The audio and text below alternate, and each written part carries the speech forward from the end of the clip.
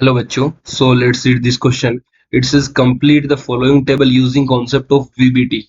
So first of all यहाँ पे हमें complex given है coordination number 4 that is CuCN का whole 4 3 negative.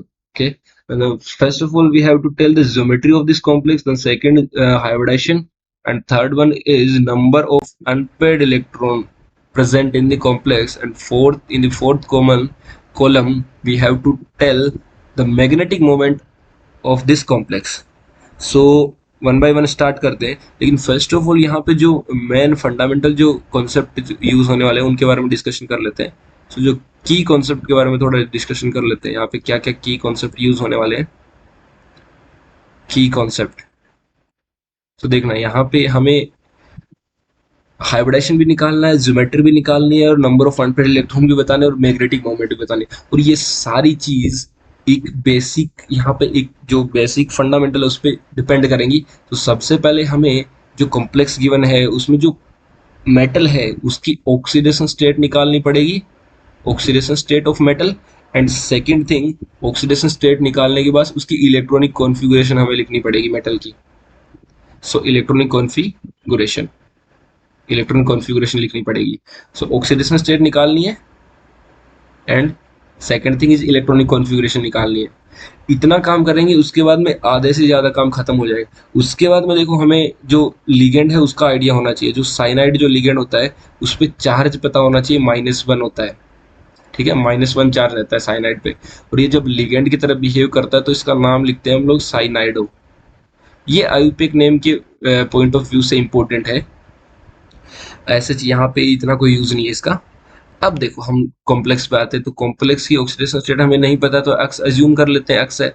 अब देखो 4 साइनाइड है, एक पे -1 होता है, -4 हो जाए इज इक्वल टू -3. तो एक्स का वैल्यू यहाँ से कितना आ जाएगा, +1. ये हमारे पास आ गया इसकी ऑक्सीडेशन स्टेट. इसका मतलब यहाँ पे जो कॉपर प्रेजेंट है Cu मेटल, वो हमारे पास +1 ऑक्सीडेशन स्टेट में है. अब देखना, कॉपर का जो इलेक्ट्रॉनिक कॉन्फ़िगरेशन होता है वो हमारे पास होता है न्यूट्रल स्टेट में 3d10 और 4s1. ये हो गया. लेकिन यहाँ पे हमें तो कॉपर +1 में चाहिए. तो जब कॉपर +1 में रहेगा तो s में से एक इलेक्ट्रॉन निकाल देंगे, ये वाला. तो ये क्या हो जाएगा, 3d10 4s0 और 4p तो आगे होता ही है.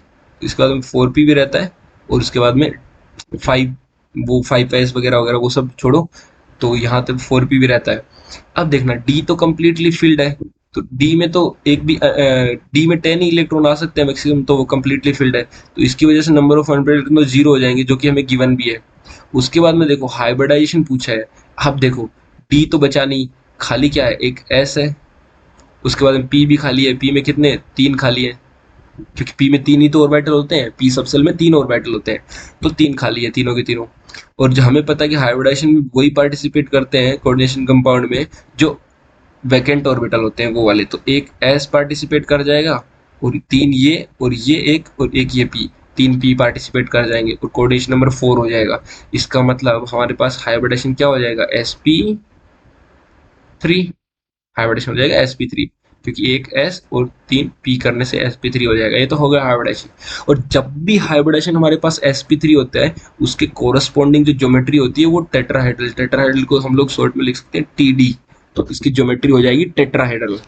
ज्योमेट्री क्या हो जाएगी, लिख देते हैं इधर, ज्योमेट्री हो जाएगी टेट्राहेड्रल.